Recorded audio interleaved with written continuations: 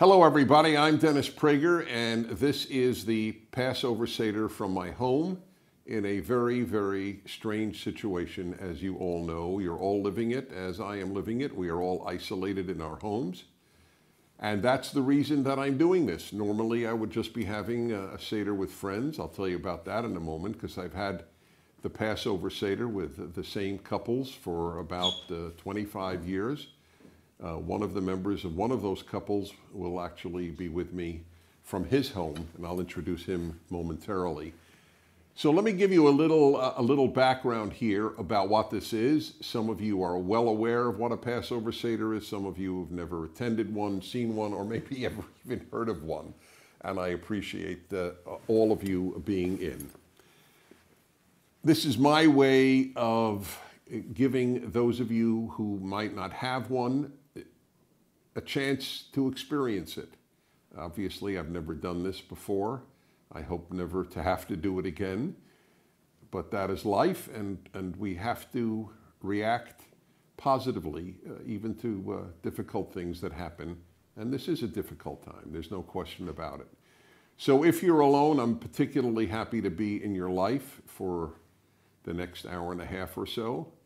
And if you are with somebody, obviously, I'm happy to be with the two of you, or however many are in self-isolation with you. So let me explain what this is. Seder actually means order. That's all it means, order. In fact, some of you who have ever been to Israel have undoubtedly heard, if you've heard any word, it's beseder. And beseder means in order, which is the Israeli way of saying okay. So Seder is still in the active Hebrew language, and it means order. I will show you what that is, because there's an order to the Seder. There are specific things that you do in order, and I will explain each of them, and I will be doing them with you. A very big thing about this is to understand, and those of you who are not Jewish will find this particularly interesting. The central religious place in Jewish life is not the synagogue. Synagogue is quite important, but it is not the central religious place. The central religious place in Judaism is the home. And that is where the holidays are spent. It is where the Sabbath every week is celebrated. Yes, people go to synagogue on all of these occasions, those who obviously are observant. But it is the home that is the central place. So the Seder doesn't take place in a synagogue. Some people will do it, and they'll do it because it might be easier, or they want to be with a lot of people. All of that is fine. But the vast majority of Jews, the vast majority of Jewish history, have just done it in their home. And they will bring relatives, sometimes relatives they haven't seen since last Passover. They will bring friends, and they will bring people who may not have a Seder otherwise. And that is a very big deal in Passover life, to bring people into your Seder who otherwise might not have one. A person who doesn't have children, a person who doesn't have parents, a person who doesn't have a spouse, whatever it might be. So, but this is a big deal. That's why I'm doing this. If this were another Jewish holiday, I wouldn't be doing this. But it's so important to be with people at the Passover Seder. It's so different than doing it alone that I've wanted to make this possible for as many of you as possible. Next, the Passover commemorates the Exodus from Egypt. The Jews were slaves in Egypt for hundreds of years. God took them out. This is the story of that. In Judaism, there are two faith pillars. This is critical. Two faith pillars. I didn't make any of this up. This is pure tradition. Creation and Exodus. God created the world, and God took the Israelites, the Hebrews, the Jews, whatever term you wish to use, out of Egypt.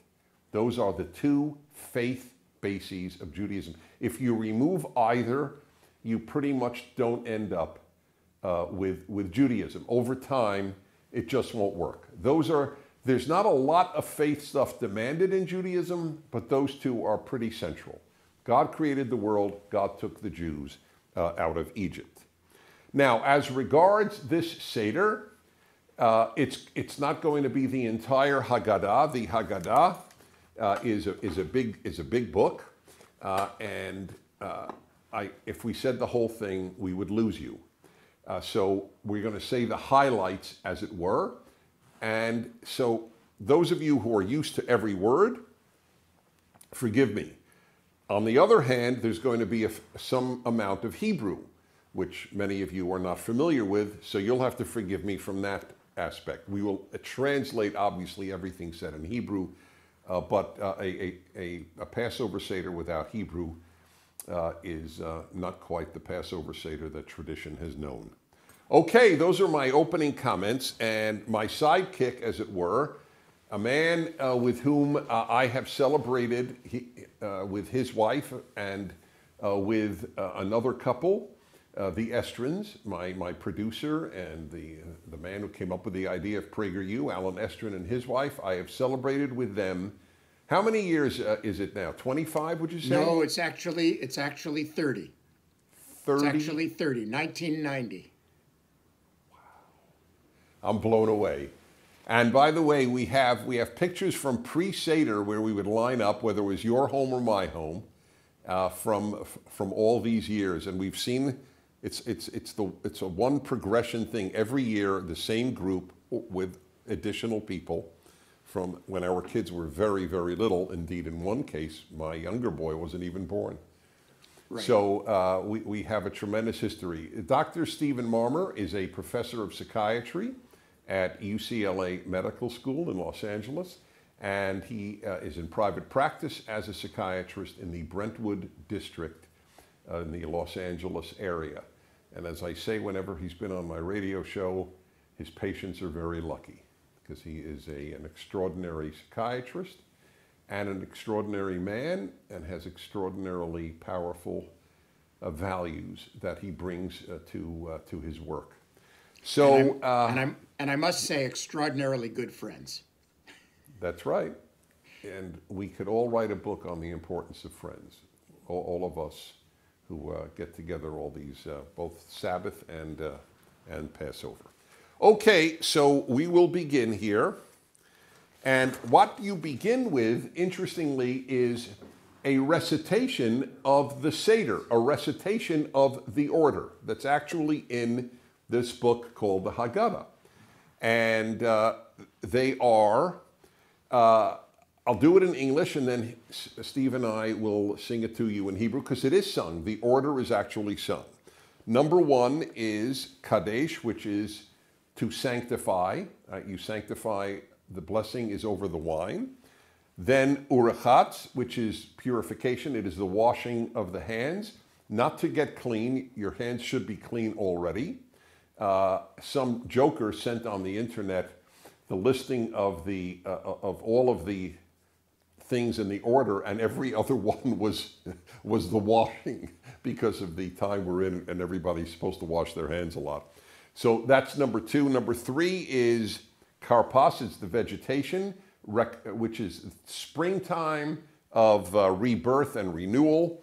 Then breaking of the matzah, yachatz. Then the most important part, this is what it's all about, is to tell the story.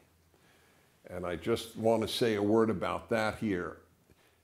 When a people stops telling its children its story, it will cease to be that people. My fear for America is that Americans have not told their children the story, and they're getting almost a perverse recitation of their history, and that's very dangerous for the future. One of the biggest reasons the Jews have survived for 3,000 years is this, that every year for almost 3,000 years, they have told the story to their kids. And as you will see, which is amazing, it's always the word we describing the Jews in Egypt and the Jews in the Exodus. Never they. It's always we. We were there, not they were there. Then rachza, then washing of the hands again, then the taking out of matzah, then maror, the bitter herbs, I'll explain that, then korech, the bitter and the sweet, then the meal, the shulchan orech, then the dessert, tzafun, then thanking God for the meal, barech, then hallel, the psalms of thanksgiving and praise of God, and finally nirtzah, the completion. So these are then sung, and Steve, why don't you do Kadesh Urchatz?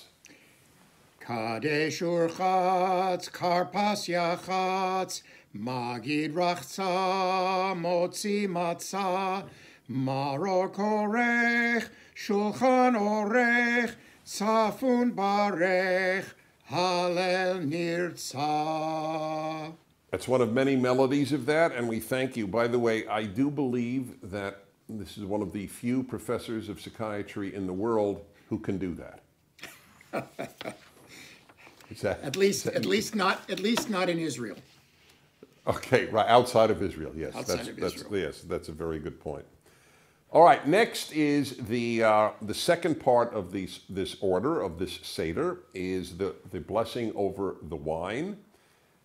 In Judaism, alcohol consumption has always been allowed, but it has always been for reasons of sanctification. The purpose of drinking was not to get drunk. The purpose of drinking was to celebrate the occasion, a holy occasion like the Sabbath, or a holy day like Passover. So we lift the cup. If you're with me and you have any of this, please do the same thing.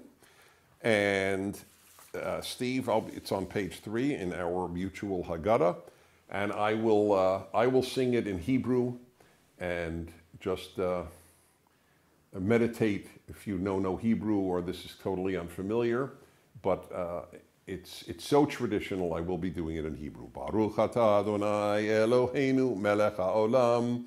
Borei peri hagafen, Baruch atah Adonai Eloheinu melech haolam, asher bachar banu mikol ha'am, v'romemanu mikol ha'shon, v'kiddeshanu b'mitzvotav, v'atiten lanu Adonai Eloheinu b'yahava, moadim l'simcha, chagim uzmanim l'sason, et yom chag hamatzot hazeh, Zeman Cheroteinu, Mikra Kodesh, Zecher, Litziat Mitzrayim. Kivanu v'charta v'yutana kidashta mikol ha'amim, u'moadei kodshecha, b'simcha u'b'sason, hinchaltanu.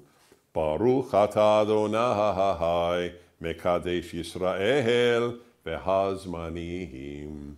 Then there is another blessing added to this, which is very powerful. Many Jews are familiar with this. Blessed are you, God, who has kept us alive and brought us to this time. It is said at any great occasion in Jewish life, Baruch atah Adonai Eloheinu melech haolam, shehecheyanu, v'kiyemanu, v'higianu lazman hazeh. By the way, 4 cups of wine are traditionally drunk on this evening. It's the most wine Jews ever drink, one hopes. And it is really to just have you know what a great night this is. And by the way, is a very interesting thing. Many of you know I'm very big on the subject of happiness. I have a happiness hour on my radio show every week. There is a law in the Torah, in the holiest of the parts of the Bible for the Jew, the Torah, the first 5 books, and it says, "You v'samachta b'chagecha," you shall be happy on your holy days, on your holidays. So this is particularly appropriate now when we're not in a happy situation with the lockdown and the virus that is traversing the world. But nevertheless, that's the law, so you have to give it a try. You have to try to be happy, at least for this holiday. All right, now, this is the pouring of the water over the hands here. And this is because it's a holy meal. And in Judaism, we even have a ritual for that. It goes 3 times. That's why there were 2 handles. 3 times over the right hand and 3 times over the left hand. All right, there we go. I might have overdone it a drop. Okay, now we continue.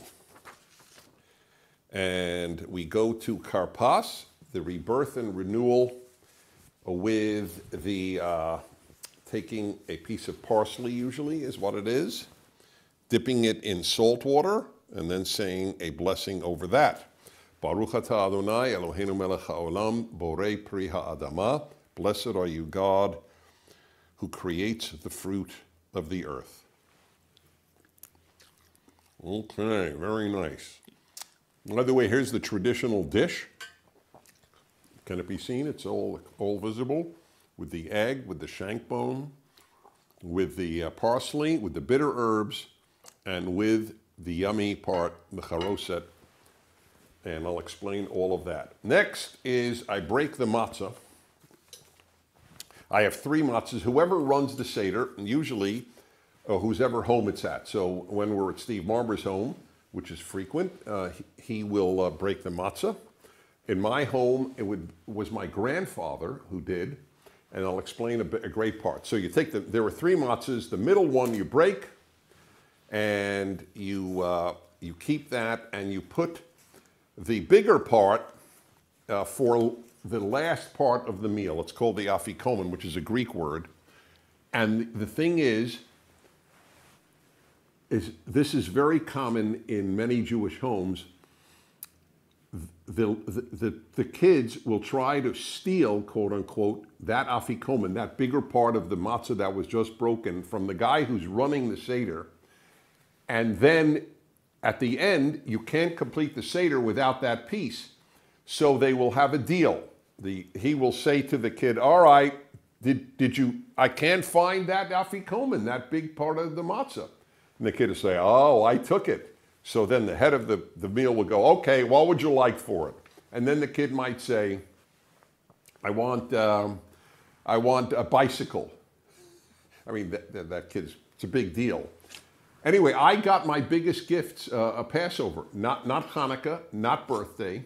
My grandfather got me a shortwave radio, which changed my life. That's how I listened to the world. One year he got me a typewriter, and that's when I started writing. So I have the very fondest memories of the deal with my grandfather of giving him that matzah back and getting a great gift. Steve, did you steal the afikomen in your house?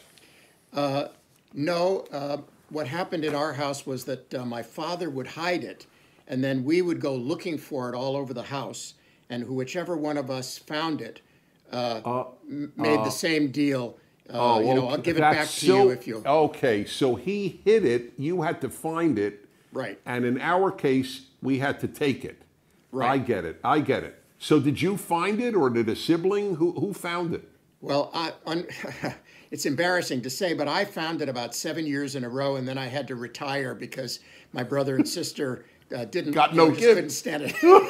They couldn't stand it. But the gifts that I got were little things like a keychain or a T-shirt or something like that. And then when my sister found it, she got like $20 or something like that. So it was really...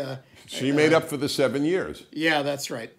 That's right. 7 years of feast and then famine. That is so... explain... It's perfect to have, if my cohort's going to be a psychiatrist. So I understood the psychology was to keep the kids up all night. Is that how you read it? Yes. It's to keep them excited, or if they have somewhat fallen asleep as a result of, eating the meal and having, the alkaline tide that you get when you get sleepy after a meal. It was to wake them up and get them excited, at least, about the end of the Seder. So that, and it would also be a great adventure. But there's another, if I may give a different, an additional interpretation. It's that we want the next generation always to be looking for what we have offered them. We want them to continue to be looking for the Jewish celebrations and the role of the meaning of Passover in their lives. So that's another thing that I like about it.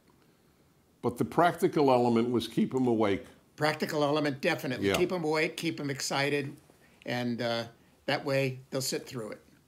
All right, that's fantastic. Okay. By the way, in your memories of your childhood, is the Seder the best Jewish memory? No question about it. It was the highlight of the year, and somehow or other my parents made it seem like a great privilege. We never felt that we were deprived of bread and pasta and all the other things. We always felt, oh my goodness, for a whole week we get to eat all this special food. And it was just considered the most fun. We had my grandparents over, we had all kinds of other people over. But let me tell you a short story here about the way my father conducted the Seder. In those days, we had a first Seder with the family on the first night. And then the second night, he would always invite, he was a doctor in a hospital, and he would always invite the non-Jewish nurses and other personnel to come to the Seder to acquaint them with Judaism. And it went back to a time when he was an intern, and he was on call the day after Yom Kippur. So he came back having fasted all day, as is required for an observant person on Yom Kippur, and no one had saved him any food. And so he couldn't break the fast until the next morning, so he had an additional 10 or so hours of fasting. And the reason was because nobody understood Judaism. So he made it one of his missions to acquaint all of his co-workers who were not Jewish with Jewish customs, and it quickly passed to me to be the interpreter to help explain to them what was going on. So I loved it. Wow. I'm thinking in my own life, it's a toss-up. I really loved the Friday night Shabbat meal. That was a highlight. But I had the same thing. The Seder, first of all, you saw relatives you never saw otherwise. And you know, I had one uncle who was completely non-religious. He was a secular Jew, but he came for this because even secular Jews tend to go to somebody for a Seder. And it was hilarious. It was like clockwork. The first half of the meal, he got very tired of us going through the ceremonies. And he would go, Hilda, that's my mother's name. You know, it was really her uncle. And he'd go, Hilda, when are we eating? And he would, you know, just every so often just protest how long we were talking or praying. Then he'd eat, and then after that, he went into the living room, which is attached to the dining room, and he'd go, Hilda, give me Tums. So half the meal, half the Seder, he was complaining about not eating, and half the meal he was complaining for having eaten too much. But these are great memories. That's the stuff of childhood that's wonderful. All right. Yeah. If I may tell another quick one, my grandparents one time, we asked them, what was it like in Russia when you were kids? And they went into a long explanation. I'll abbreviate the story. And they talked about how rough it was and how they escaped from Russia, came to America, and all their successes and all their failures living through the Depression. And it was just an amazing moment for all of us grandchildren to hear their story. These are the things that you can't, they're priceless. That's exactly right. And it's a continuity of generations. I mean, when you think about it, outside of a Seder type atmosphere, I mean, it's obvious grandparents could tell grandchildren their stories, and many do, but this is the perfect opportunity for such quote unquote storytelling. It's invaluable. All right, page 5. So this is so old, the prayer here. It's in Aramaic. The rest of the Haggadah is in Hebrew. This is in Aramaic. That's how old it is. Halach ma'anya di achalu av hatana bi'ara di Mitzrayim. This is the bread of affliction, as it's called, that our parents ate in the land of Egypt. Kol dichvin yetevi echol. All those in need should come and eat. And we all took this seriously, of inviting people who otherwise would not have a Seder. That's basically what we're doing tonight, in effect. So that's a very famous part of the prayer. Okay, let's move on here and to the most famous part, and that is the youngest person there. And I would say it starts at 4 or 5.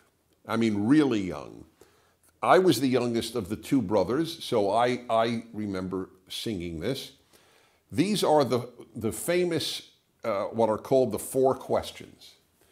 And they are, why is this night different from every other night? That's how it begins. And other nights we eat all sorts of things, but tonight we only eat this, and other nights we do this.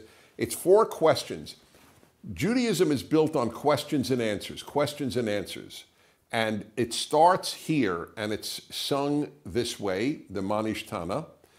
And I don't know if you saw what I sent you, Steve. The Israel Philharmonic, I got the chills. I'm sure you did. I did. One of the greatest orchestras in the world, the Israel Philharmonic, knowing that, of course, Israelis are in isolation like we are. They got members of their orchestras in their homes to play this on some of the greatest instrumentalists in the world to play this. And very few of them are religious as such, but it's so basic to Israeli culture. Everyone knows the melody.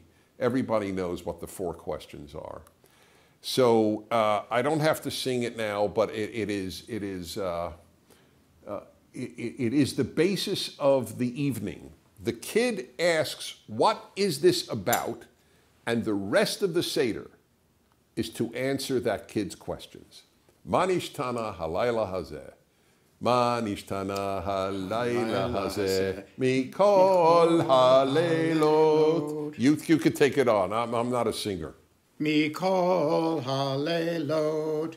Shebachol haleilot. Anu ochlin chametz umatzah. Chametz umatzah. Halayla hazeh, kulo matzah. Halayla hazeh, kulo matzah. Okay, we'll leave it at that. That was beautifully done. Yeah, so that's the way many of you with any background in Judaism would have certainly have heard that. Okay, now this is a great part. This is, see, in Jewish homes, the Seder is a discussion period. I mean, you should eat a little before the Seder because there's so much time devoted to discussing themes. So here's an example. This is from the Haggadah. None of this has been made up by either Steve Marmer or myself.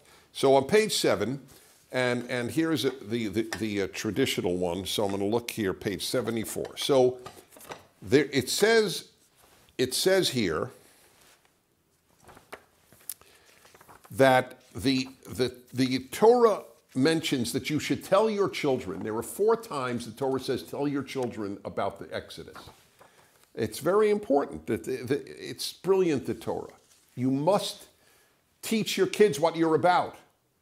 If I put it in American terms, as I said earlier, American parents forgot to tell their kids what America is about.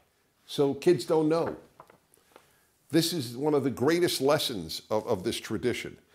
So here, it's why does it have, so they did a brilliant thing. The rabbis who made this up, this Haggadah, almost 2,000 years ago, they said, well, if it's 4 times listed to tell your children about the Exodus, there must be 4 types of children that you should talk to. And sure enough, there are. There is the wise child, the wicked child, the simple child and the child who doesn't even know how to ask. And it then gives you a way to answer their questions. Now, without going through it all, and it's just fascinating, I wondered as a kid, why is there no good child? Wise, wicked, simple, and doesn't know how to ask.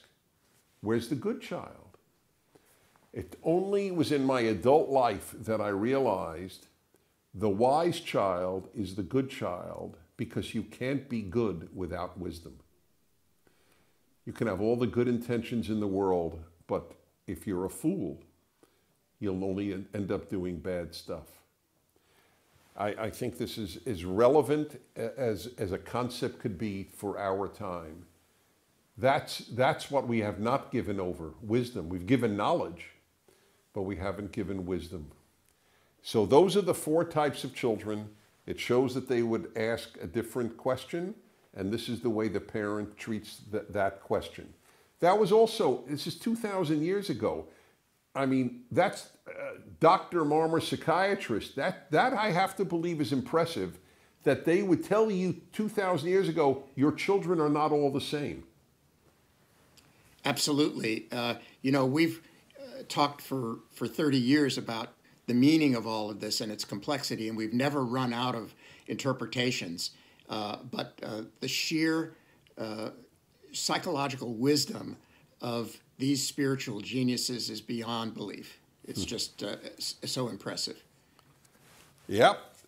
You have to know you can't raise every kid. They're not cookie cutters, your kids. That was a great lesson here. We go to page 9. Obviously, I'm telling that for Steve Marmer. None of you have the same one that I have. And we say here, Avadim hayinu lefaro b'mitzrayim. We, see, I told you, it's all we. It's never once does it say they. We were slaves for Pharaoh in Egypt. That's what it says in the Hebrew. I wish Americans would say that. In 1776, we rebelled and made America. We. That you have to attach yourself to your past. It's not they, it's we. And God took us out of there. Vayotzienu Adonai Eloheinu misham biyad chazaka u'bizroan etviyah, with a strong hand and an extended arm. This is the beginning of telling the story to kids. Hey, God took us out of Egypt. By the way, I know, of course, Dr. Marmer knows this. Do you know whose name doesn't appear in this Haggadah, except only once because he's in a prayer? Moses doesn't appear in the Haggadah because Moses did not take the Jews out of Egypt. God did. It's an amazing thing. It's like telling the story, again, in American terms. It's like telling the story of the American Revolution and never mentioning George Washington. These are just powerful ideas. All right, let me go into the traditional. Let's see if I want to read to you that. Yes. We were slaves to Pharaoh in Egypt, and the Lord our God took us out from there with a strong hand and with an outstretched arm. And had the Holy One, blessed be He, that's God, not taken our fathers out of Egypt, then we, our children, and our children's children would have remained subjugated to Pharaoh in Egypt. Now comes a very powerful line which we have gone over all of our lives. And even if we were all wise, and all of us had great understanding, all of us were elders, all of us versed in the knowledge of the Torah, we would still be obligated to discuss the Exodus from Egypt. And every individual who elaborates in the retelling of the Exodus is to be considered praiseworthy. It doesn't matter how much you know, how brilliant you are, you've got to tell the story anyway. Any thoughts, Steve? Oh, yes. Well, first of all, the serious thought is that it has so many layers, and we've learned each year the Seder is the same, but it's different as we find new angles on it.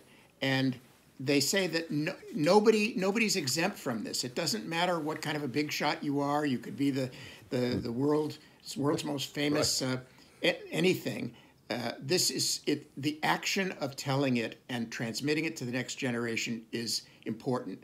Now, the funny thing is that when my mother, your uncle, used to want to know when the food was coming, my mother would want to know how much longer we were going to talk, and I would quote this. But Rabban Gamliel says, indeed, to dwell on it is to be accounted praiseworthy, and that would shut her up because, of course, right. It was the one time of the year when my parents couldn't tell me to stop talking. Because the Haggadah had said, the more you talk about it, the more praiseworthy. That's right. Yeah, you got the green light from 2,000 light. years ago. Yeah. I love it. But I love the fact that she had no answer. Oh, no, she capitulated because she recognized the validity of it. Yeah, because it wasn't you, Steve. It was Judaism telling her. Yeah. Right. Exactly. All right. So now, before we go on in the one you and I have, a very powerful paragraph in the Haggadah. V'hi she'amda lavotenu v'lanu shelo echad bilvad amad aleinu l'chalotenu. Ela shebechol dor v'dor umdim aleinu l'chalotenu v'hakadosh baruch hu matzilenu mi'adam. And he who stood with our forefathers and us, it wasn't only once that somebody arose to annihilate us. And then comes this amazing phrase that every knowledgeable Jew is aware of. But in every generation, somebody arises to annihilate us, not to oppress us, not to subjugate us, not to enslave us, to annihilate us. And the Holy One, blessed be He, saves us from their hands. I know Steve knows this well, because when I was a kid, and I was a thoughtful kid, and I remember in high school thinking, I don't agree with the rabbis who wrote this. I don't think that in our generation, for example, somebody wants to annihilate us. The Germans just did that with the Holocaust, and this is only a few years after the Holocaust, and maybe 10 years, 15 years later, and 15 years later. And I thought, no, nobody's going to want to annihilate us now. The world has learned how horrible that is. And I was wrong. I was just wrong. There is always, every generation, somebody wants to annihilate Jews. That's why anti-Semitism, something I know a lot about, I've written a book on it, anti-Semitism is unique of all the world's hatreds because only anti-Semitism is annihilationist. It's not a matter of subjugating the Jews, or again, as I said, or oppressing them. It's annihilating them. Iran wants to annihilate Israel. They say it. So they were right 2,000 years ago. In every generation, somebody wants to annihilate us. Now, it then says, but God saves us. Now, obviously, God didn't save the Jews in the Holocaust, but it doesn't say God saves every Jew. It says God saves the Jewish people. And with all the attempts to annihilate the Jews, well, we're still around. Thoughts on that, Steve? It's so profound. So many of us, like you, I thought, it could never happen again, but then it is happening again. And it's endless. And when I think that they have gone by the wayside and we're still here, for 3,000 years, people have been celebrating this holiday. For 2,000 years in this exact form with the Seder, when it was invented after the destruction of the temple. And so it's a miracle, and it's almost enough to make a non-believer believe, because we're still here, and we'd only be here with God's help. That's our belief, certainly. I don't know any other way, too. I agree. All right, I'm going to continue here with the traditional, we have an abbreviated one on our separate sheets. This is the traditional one here. So I'm going to read something here. So we're, again, all of this is answering the kids' questions in effect. But of course, this is for adults too. And here's an example. So the Egyptians dealt cruelly with us and made us suffer and put hard work on us. So this is just a way of answering what happened. And the Egyptians dealt cruelly with us. And then it gives the verse in the book of Exodus where Pharaoh said, we better get rid of these people. And they put taskmasters over us. And they gave us hard work. And then what happened? After all the recital of the suffering of slaves, then in the Haggadah we go, and it says, and the Lord took us out of Egypt. Now listen, this is really powerful. Not through an angel, and not through a seraph, and not through a messenger. Instead, God in his own glory, and he alone. And it then quotes the Torah text, the Bible text, and I will pass through the land of Egypt, and I will smite every firstborn, and I will carry out judgment. There are so many reasons this is important, but one of them is because people all totally understandably ask, well, why was it right when God brought the plagues on Egypt to force Pharaoh to let the Jews out about the smiting, excuse me, the smiting of the firstborn? And it's very important. God did not tell any Israelite to kill one Egyptian. God will do it. I will take this moral responsibility. I will not have you do any of the quote unquote, if you would, dirty work. You ever read on why God alone did it, why that's important? Well, I think that your point is that we didn't have blood on our hands, but also to show that he's the ultimate boss. He is the giver of life and the taker of life. And he is superior to all of the Egyptian gods, and there's no doubt about it. And by the way, as we will see when we get to the plagues, I won't go through it now. It is all in my commentary on Exodus in my book, The Rational Bible. A long commentary to make that book clear. I show how every one of the plagues was against an Egyptian god, beginning with blood, which was the Nile was turned into blood, and the Nile was one of the chief gods of the Egyptians. The sun was the chief god, and that was the penultimate plague. That was the next to last plague. Darkness. Look at that. The one true God of the universe can make the Egyptian god dark. This is all so profound, but very few people know how profound it is, which is why this is so important. The most famous song of the Passover Seder is Dayenu, which means, oh, that would be enough. So, for example, if God took us out of Egypt, that would be enough. If he had not split the sea, that would be enough.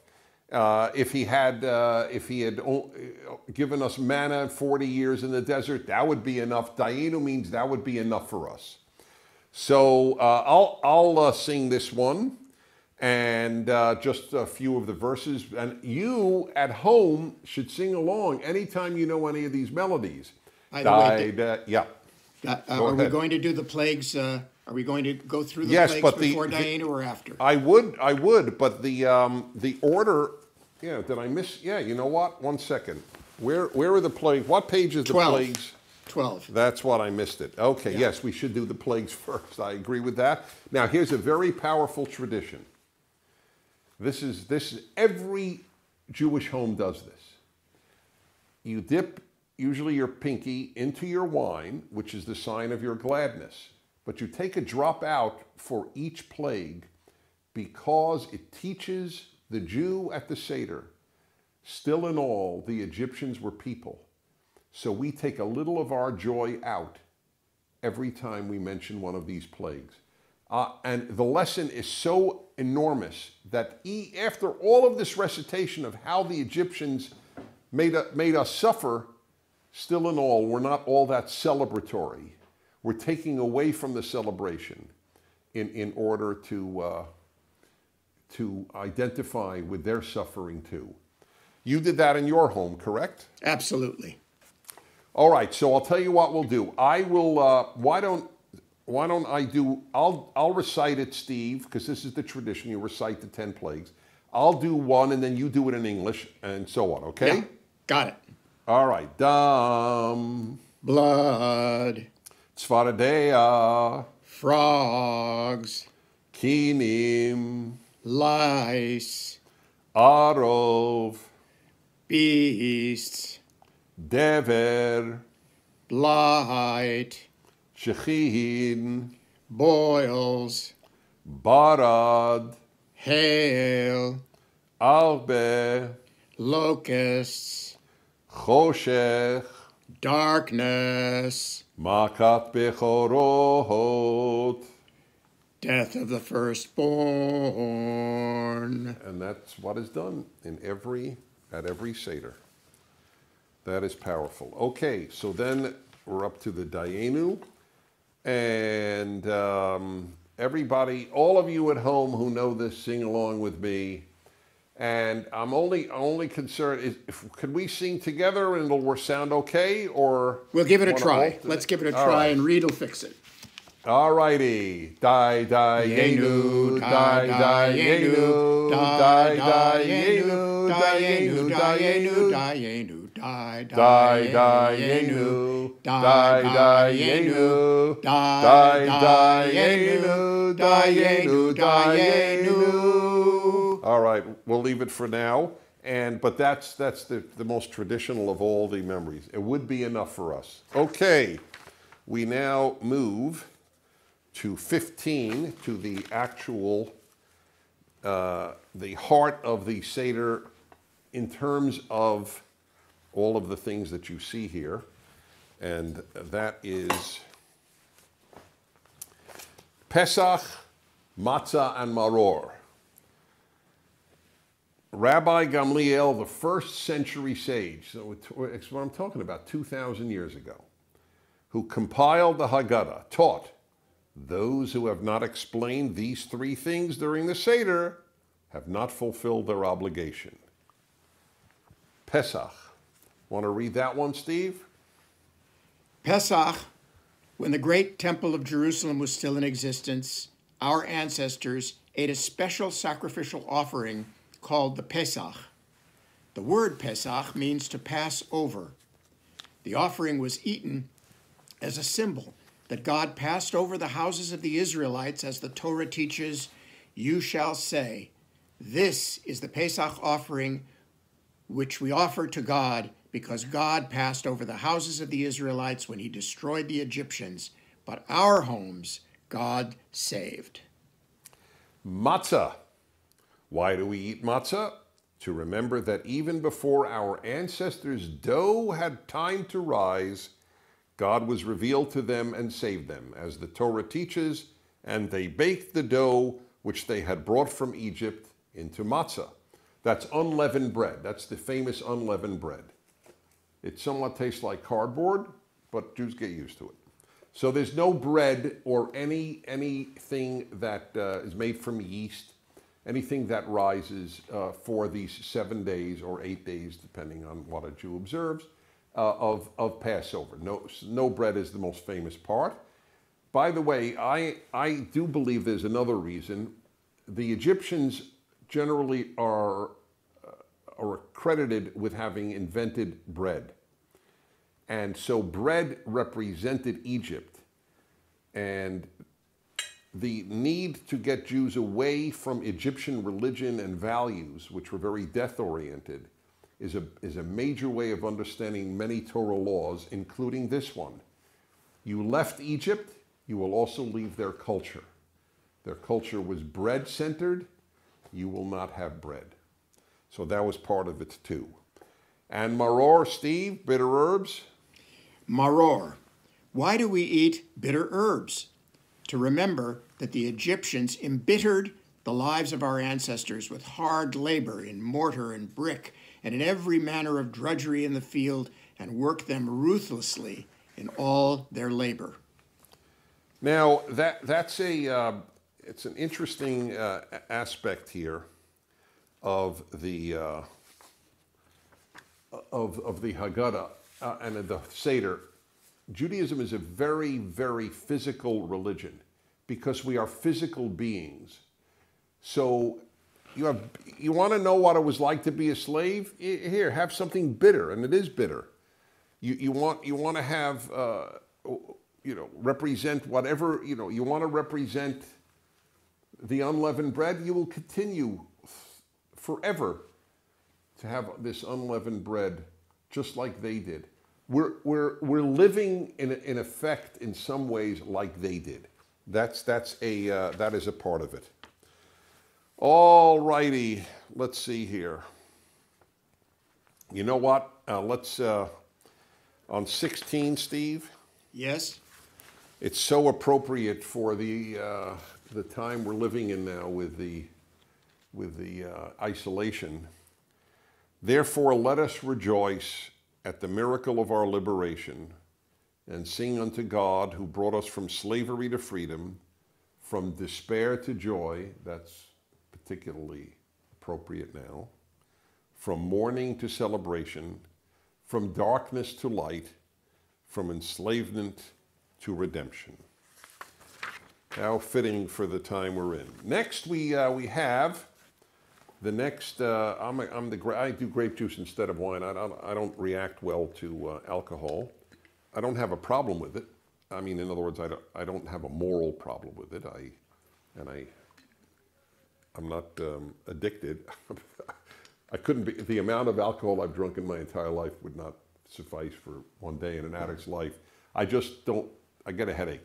So I do grape juice instead. Baruch atah Adonai Eloheinu melech haolam asher ga'alanu ve'ga'alat avotenu mimitzrayim v'higiyanu lalayla hazeh le'echol bo matzah u'maror kein Adonai Eloheinu ve'elohei avotenu yagiyenu lemoadim v'liregalim acherim haba'im nikratenu l'shalom smechim b'binyan irecha v'sasim ba'avodatecha v'nodel lecha shir chadash al ge'ulatenu v'al pedut nafshenu Baruch atah Adonai ga'al Yisrael. Let's do the bracha together. Baruch atah Adonai Eloheinu melech haolam borei peri hagafen. Blessed are you, God, King of the universe, creator of the fruit of the vine. Do we have time? Do we have time, or shall we skip B'tzeit Yisrael? Yes, I did. I do have that listed as. I'm going to have you sing it. So, okay, and then we'll do the duet at the end, like we always do. Yes. So, where is the page of that? It's here? At the top of. Yes, it's at the top of 17. That's correct. In our I missed book. it. Absolutely. That's okay. So take it away. Go ahead. This is what is sung at this time. It's from the book of Psalms. Psalm 114. B'tzeit Yisrael mi Mitzrayim, Beit Yaakov me'am loez. B'tzeit Yisrael mi Mitzrayim, Beit Yaakov me'am loez. Hayta Yehuda lekodsho, Yisrael mamshalotav. Hayam rav ayanos, Hayarden Yisov leachor, Heharim rakadu chelim, Givaot kivnei tzon. Malecha hayam, Kitahanus, Hayarden, Tisov leachor, Heharim, Tirkedu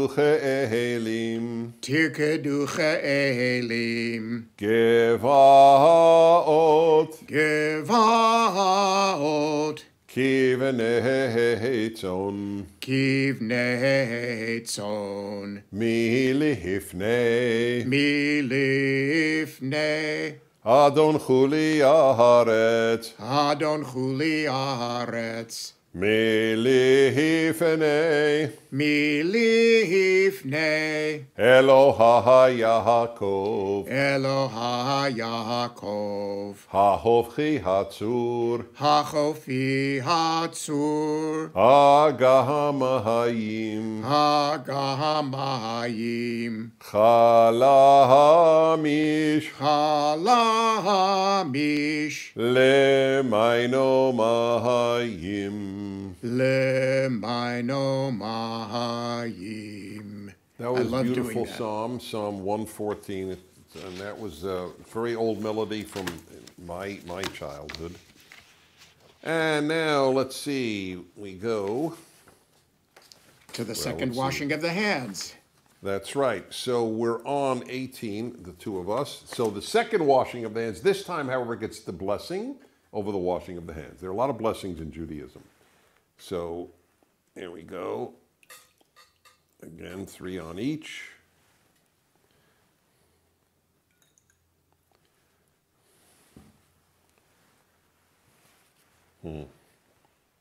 Okay.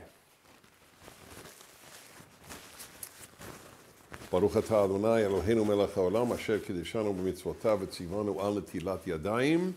Amen. ברוך אתה אדוני אלוהינו מלך העולם המוציא לחם מן הארץ. Amen. That was the blessing over the matzah.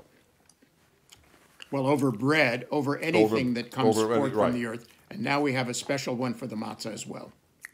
ברוך אתה אדוני אלוהינו מלך העולם אשר קידשנו במצוותיו וציוונו על אכילת מצה.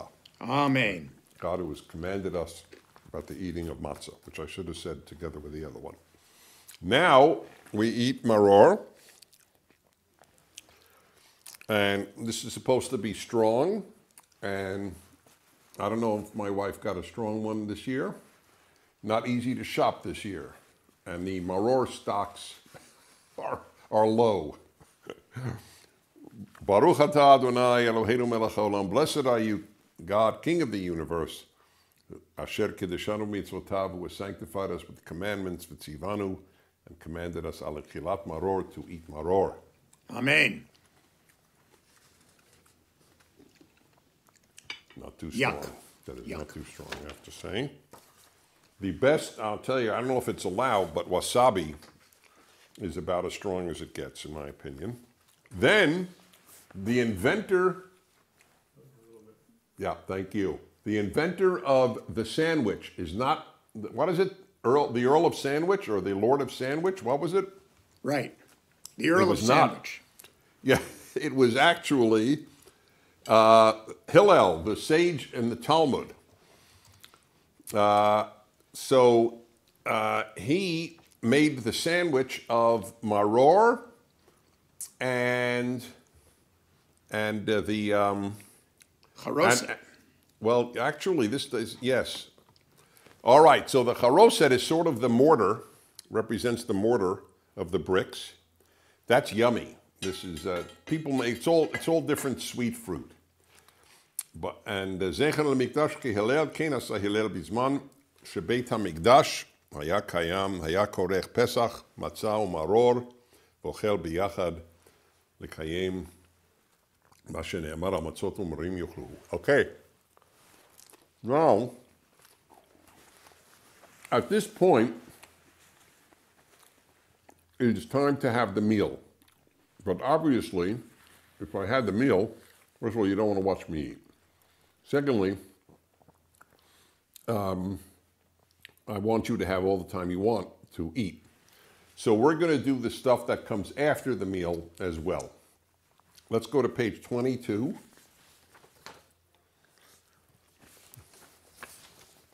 All right. So the first thing is the third cup of wine. Baruch atah Adonai Eloheinu melech haolam borei pri hagafen. Amen. All right. Now we go from there to Elijah's cup. Ooh, I didn't fill Elijah's cup. Too bad. I knew I'd missed something. Normally there's a cup saved for Elijah the prophet, and that's filled to the top with wine. And the hope is that he will come and announce the arrival of the Messiah, of the Mashiach. And there's a very solemn prayer said at that time that may God take out his wrath on those, on evil nations, which frankly, I'm in agreement with. Me too. Good, good. It's never bothered me. Yeah, never, exactly. It does bother some modern Jews, that prayer, but I don't understand. I mean, if God is just, then wouldn't we want him to take his wrath out against the evil? I don't quite get that. All right, now, let's go. Okay, so there's actually the fourth cup. Then there's Hallel. Well, Hallel on 178. I want to sing something. Can we sing Eliyahu Hanavi? Yes, absolutely. Okay. Is it on here? Yes, it's at the bottom of 23. Bottom of 23. Okay, take it away. Eliyahu Hanavi, Eliyahu Hatishbi, Eliyahu, Eliyahu, Eliyahu Hagiladi, Bimhera veyamenu, Yavo Eleinu, Himashiach ben David, Himashiach ben David. I have a little story to tell about this. I used to sing this. I used to sing this to our older daughter as a lullaby, and it worked. The trouble is that every time we would sing it at Passover, she would start to fall asleep. Oh, wow. It really worked. It was really cute, That is adorable. Now, let me see. Oh, yes, I knew I wanted to do something here. So at this point, a bunch of psalms are sung, psalms of praise of God, but I wanted to bring one to your attention, those of you who are watching this, because I have a great story about it. And I need to, let's see, okay, not that. One moment, folks. Let's see. I want to do the one with their Atzabehem Kesef V'Zahav. I want to tell my Russia story. Okay, here it is, yeah. So one of this you'll love this, folks. And you can see this reenacted incredibly by a kid acting as the younger me when I was in the Soviet Union at the age of 20 or 21. And so this is the story.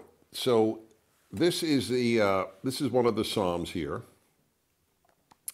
Not us, Lord, but to your name give honor, your kindness, and so on. And then it says, their idols are of silver and gold, the product of human hands. They have mouths, but cannot speak. They have eyes, but cannot see. They have ears, but cannot hear. They have noses, but cannot smell. Their hands cannot feel, their feet cannot walk. They can make no sound with their throats. Like them should be their makers, everyone who trusts in them. So I was sent by Israel at the age of 21 into the Soviet Union for a lot of reasons. The biggest ones were that I was a Jewish kid and I knew Russian and Hebrew. So that I was like the ideal candidate to go, to smuggle in religious items to Jews in the Soviet Union and to smuggle out names of Jews who wanted to leave. So it was a little dangerous, but it was also obviously life-changing because I lived for a month in a totalitarian state and met a lot of people who told me a lot of things. So in Moscow, in my hotel room, I was always a character. I mean, you know, you're born a character. It's like your shoe size. You're just given it. So I would get up in the morning in my hotel room and I would go to the wall and I would say to the wall, knowing there were microphones hidden in the room, and I'd say in Russian to them, "Hey, dobry utro, good morning." Not your sleep. This is Dennis checking in. And then I would sing this song that their idols cannot walk and their idols do not hear or smell or see. Because I was in a world of idols. You know, there was a Lenin statue every other block. And I have no idea. They probably had no idea what I was singing and thought I was out of my mind. But it kept me sane, singing this particular psalm to the walls. So anyway, you could all see it reenacted in the movie No Safe Spaces. It's at nosafespaces.com. This is not an ad. It's just you would love to see it. Okay. Dennis, before you go on, I want everyone to know the incredible impact of your visits, your visit to the Soviet Union, by telling the story of how when the Estrins and the Marmers and the Pragers were in St. Petersburg and we went to the synagogue, we were accompanied by a really lovely young Chabad rabbi. And you were recalling that I don't know how many decades earlier you had been there, and an elderly man came up to us and sort of crouching with his eyes squinting, looked at you and looked closely at your face and said, "I think I know you. Weren't you here 35 years ago? Aren't you the American Jew who came and talked to us?" And, you know, the hair on the back of my neck, and I'm sure all of us, just rose at the recognition of the impact of those visits. I have the Soviet chills Union. when you tell the story. Yeah. That he recognized me 35 years later. Yeah. But I knew then, this was it's now St. Petersburg, it was Leningrad then. And when I went into the synagogue, of course I was the only foreign Jew there. Many of them had never seen a foreign Jew. And they were told by the Soviets that Judaism was dead all over the world because they wanted religion dead. I was 21 years old, and they said to me, can you participate and lead the prayers? And I'm sure they expected me to say, gee, no, I don't know. I don't even know Hebrew. And I said, yeah, I'll be happy to. And I went up there, and for Jews who know this, I recited the Haftorah, the prophetic reading of that week of Sabbath. And it was so quiet. What they realized was they had been lied to, that in fact the Jews were alive and well outside of the Soviet Union. That this kid from America could do this, could just get up there and read in Hebrew the prophets and chant it properly. This changed their lives. And the proof, as you just said, is this man remembered it from 35 years before. And I was blown away myself. Yeah, it was quite something. There are a bunch of songs at the end of the Seder that are just terrific. So on page 25 is one of the famous ones. It's again, it's devoted to kids, the Seder, but adults love it too. But it's a song, who knows one, who knows two, who knows three, who knows four. So what is one? One is God. What is two? Two are the tablets, right? Two are the tablets that Moses brought down. What is three? Three are the patriarchs. What is four? Four are the matriarchs. And it continues that.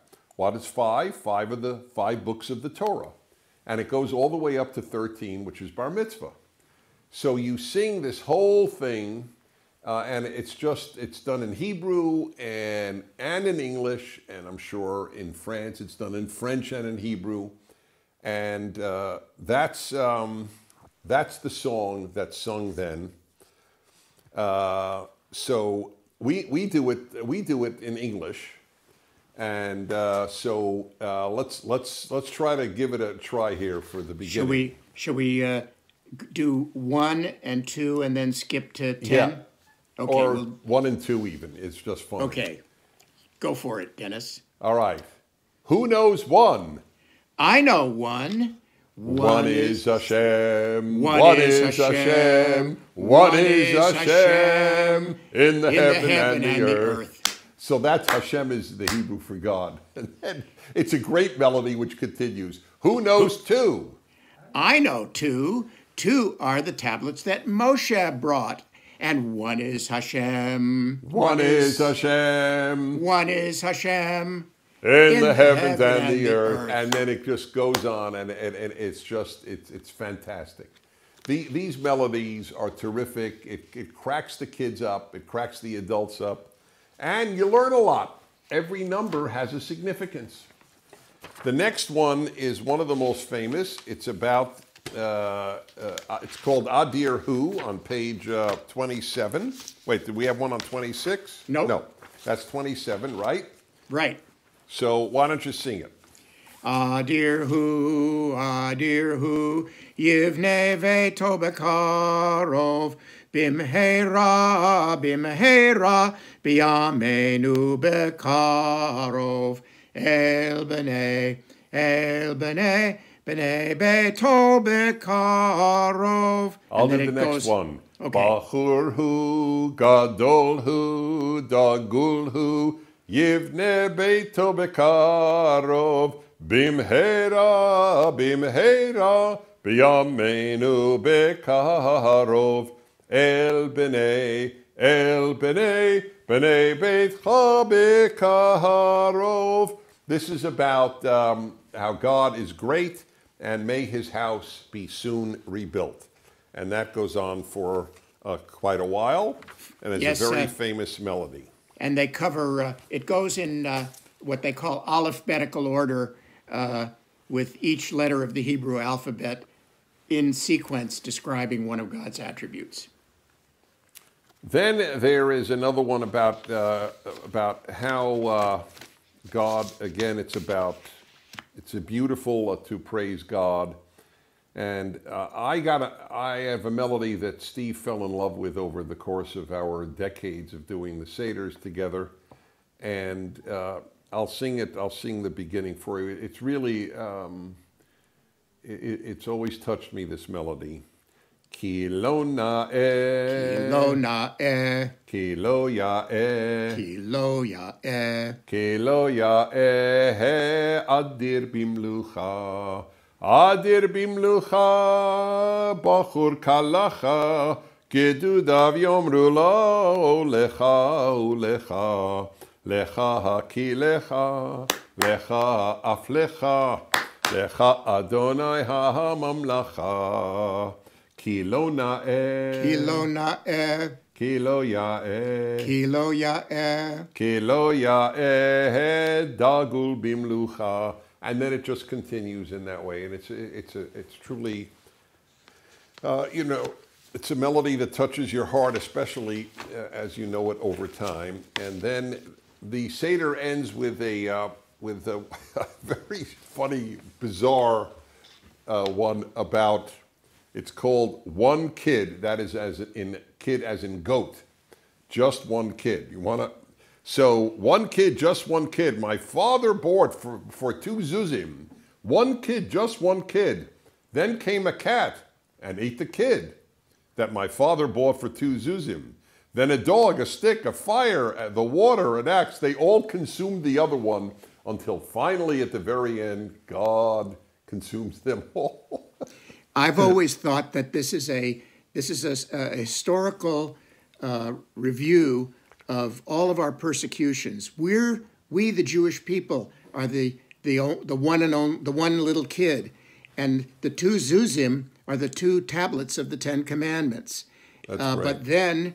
But then one empire after another. First the Assyrians, and then the Babylonians, and then the Persians, and then the Greeks, and then the Romans, and so forth, until finally God makes peace. That's a good read. Why don't you give the traditional melody? I think there is only one anyway. Take it away. Haggadah, Haggadah, my father bought for two zuzim. Haggadah, Haggadah. And then we would have fun making animal noises. Then came the cat, meow, that ate the kid, bah. My father bought for two zuzim, and so forth. Until we finally, I'm renowned among our group when we come to the ox, and I go, then came the ox. That has brought us more joy over 30 years than I can actually measure. I told my younger son that we would be doing this, and he asked, will you be making the ox sound? Okay, we can start with that. Then came the ox that drank the water, gurgle, gurgle, gurgle, that quenched the fire, sizzle, sizzle, sizzle, that burned the stick, wham, that beat the dog, ruff, ruff, ruff, that bit the cat, meow, that ate the kid, bah. My father bought for two zuzim.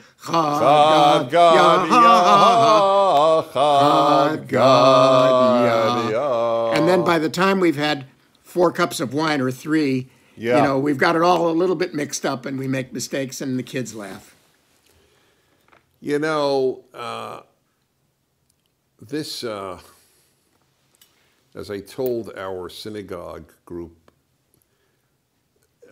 I feel like I'm on this Jewish train that started on the rails about 3,000 years ago. And with all the problems right now, and they're severe economically and in other ways, obviously. This island of this Seder, we're not really living, at this moment. We're living 1,000 years ago, 2,000 years ago, 3,000 years ago. And I think it induces some peace when you can somehow realize you're part of something so much larger than yourself. Do you feel that? Oh, no question about it. The idea that we're doing the same thing, passing to the next generation what was passed to us, and it's a mystical, spiritual, but psychological, but I think also real thing. And I feel anchored to something that helps stabilize me when the boat is rocking in the current age. Anchored, that's the key. Anchored, that's right. That's what it's given us, this anchor. Mm-hmm. Well, I hope for all of you this has been meaningful. If it's your 50th Seder or your first, to Steve and I and millions of others, this is a central part of our life. And it was important for me to try to bring this to you most of you who don't have one because of the nature of things going on now. I hope that a year from now, people are healthy, people are back to work, and people are able, without any ambivalence or ambiguity, to just have a truly happy holiday. But even in a dark time, this has to be celebrated. This is not comparable in its darkness, obviously, to the concentration camps of the Holocaust. But even there, Jews tried to have whatever they could to mimic a Seder. And I understand that. It transports you back to the Exodus. I will add, if I may, that if you really want to know what all this is about, I've written a commentary on Exodus called The Rational Bible. I'm not trying to sell you a book. Nobody writes a Bible commentary to make a lot of money. But obviously, this means a lot to me. It means a lot to Dr. Marmer. Absolutely. Yeah, no, it's clear. And we are very lucky that we found each other and our cohort Alanestrin and our wives. And it's been an incredible richness in our lives. A combination of God and friends is a pretty powerful combination. I wish you all God and friends, because that is exactly what you probably most need at this time. My friend is Dr. Stephen Marmer, Professor of Psychiatry at UCLA. I'm Dennis Prager of Prager University and of my radio show. And it has been an honor to be with you. God bless you, and goodbye. Thank you, Dennis. Good night.